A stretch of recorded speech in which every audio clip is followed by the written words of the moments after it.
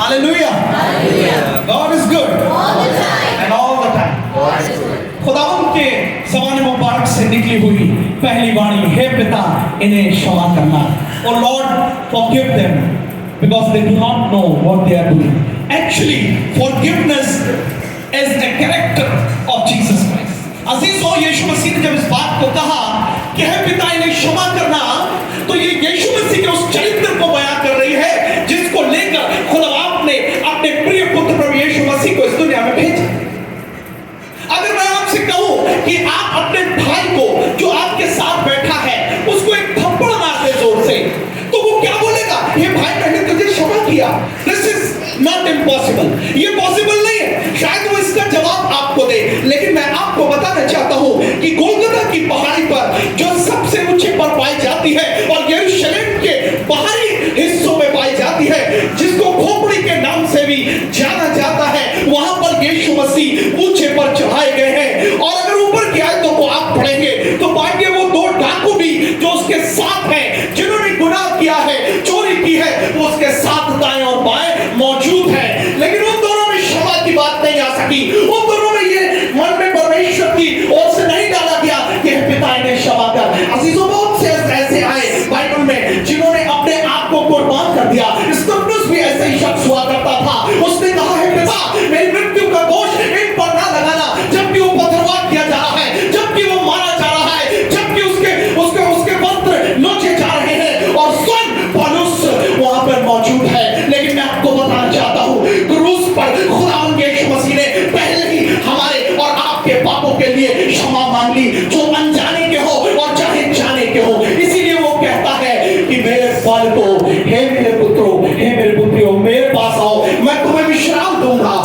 और ये माफी करने का स्वभाव, ये माफ करने का अधिकार जो परमेश्वर से प्रभु यीशु मसीह लेकर आए थे, इससे यहूदी फरीसी बहुत ही परेशान रहते थे। इसको किसने अधिकार दिया? इसको ये बात किसने कही? लेकिन आज कलवरी से यीशु मसीह जो स्वयं पापों से लदा है, आज वो माफ करने के लिए नहीं खड़ा है, लेकिन विनती करने के लिए वहां पर चढ़ा हुआ है, ऊंचे पर चढ़ा है, ताकि अपने पिता से गुहार लगाए और कहे, हे पिता इन्हें क्षमा करना, क्योंकि ये नहीं जानते ये क्या करते हैं। किस चीज की क्षमा? हमारे पास क्यों आए यीशु मसीह का प्रचार? हमें क्या मतलब? ये बाइबल क्या है? कौन है क्रिश्चियनिटी? आइए निकालिए जल्दी से गलतियों की पुस्तक 3 अध्याय 13 और उसकी 14वीं आयत। जी हाँ, उसके बाद यूहन्ना 8 खोल लीजिएगा, फिर कोई रोमियो 8 खोलिएगा। गलतियों की पुस्तक 3:13। जी,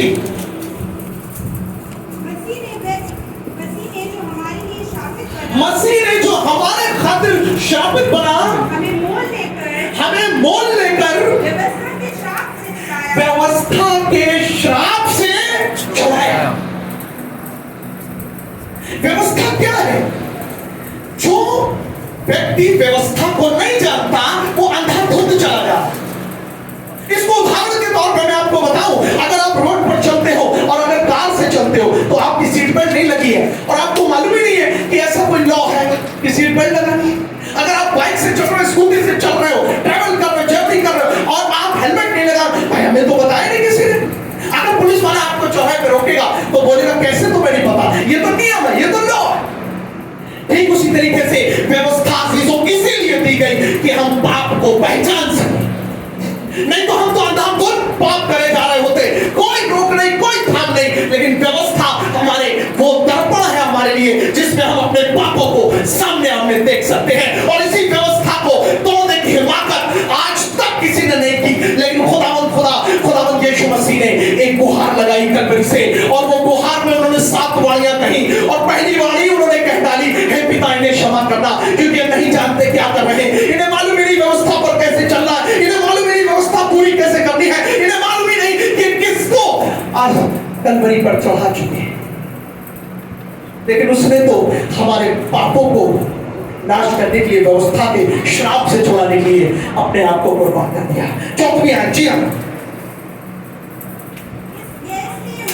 ये इसलिए हुआ कि अब्राहम की आशीष जो आदि से अदन की वाटिका से शुरू हुई थी, मसीह यीशु में सुनिएगा अन्य जातियों तक पहुंची। जो खुदा को नहीं जानते, जो खुदा के राहों पे नहीं चलते, यहूदियों का तो उद्धार हो गया, यरूशलेम वालों का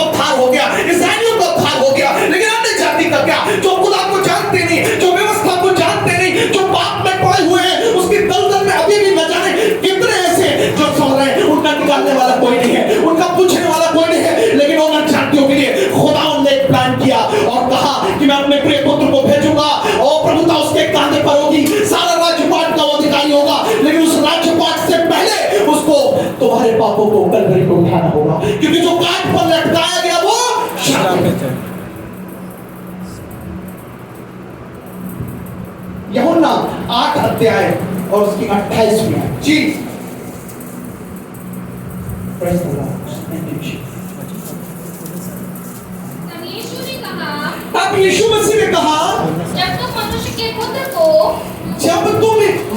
के पुत्र को प्रभु यीशु मसीह को ऊंचे पर चढ़ाओगे, तो जानोगे, तब जानोगे कि मैं वही हूँ, कि मैं वही हूँ। मैं अपने आप से कुछ नहीं करता, मैं अपने आप से कुछ नहीं करता। जी, परंतु जैसे मेरे पिता ने मुझे सिखाया, वैसे ही ये बातें कहता हूँ।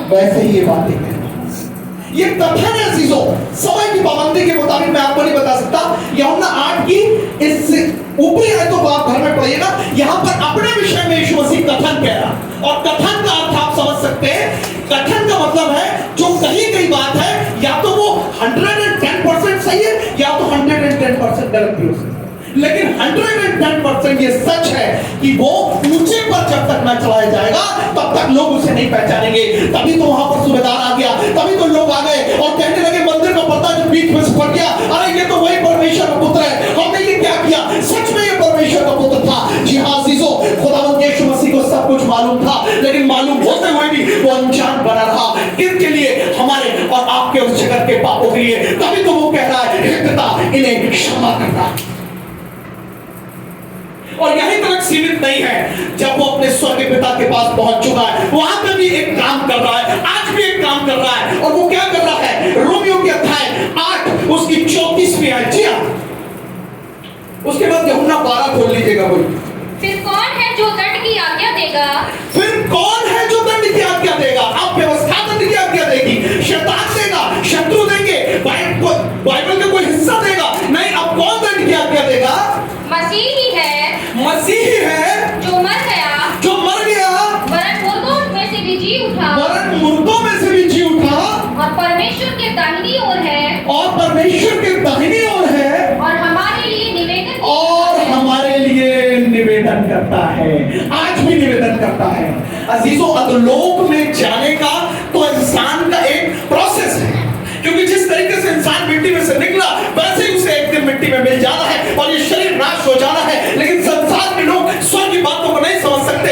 इसलिए अगर यीशु मसीह की क्रूस की कथा अगर किसी नॉर्मल इंसान को बताई जाए तो इसे नहीं समझ सकता, क्योंकि क्रूस की कथा जो है नाश होने वालों के लिए तो मूर्खता है, लेकिन ज्ञान और समझ रखने वालों के लिए, अनंत जीवन पाने वालों के लिए ये वो ज्ञान है, वो सामर्थ है जो स्वर्ग से हमारे उतरी। क्योंकि अधोलोक में सबको जाना है, लेकिन अधोलोक में से निकल के आने का अधिकार सिर्फ उसके पास है जिसको प्रभु यीशु मसीह बुलाए। और मैं आपको बताना चाहता हूं, हमें और आपको प्रभु यीशु मसीह ने प्रबंध के मुताबिक स्वर्ग मिरास के लिए तैयार किया है। और ये स्वर्ग मिरास के लिए क्रूस की कथा रची गई कि हम और आप और संसार के तमाम लोग उसके लहू के वसीले बचाए जाए।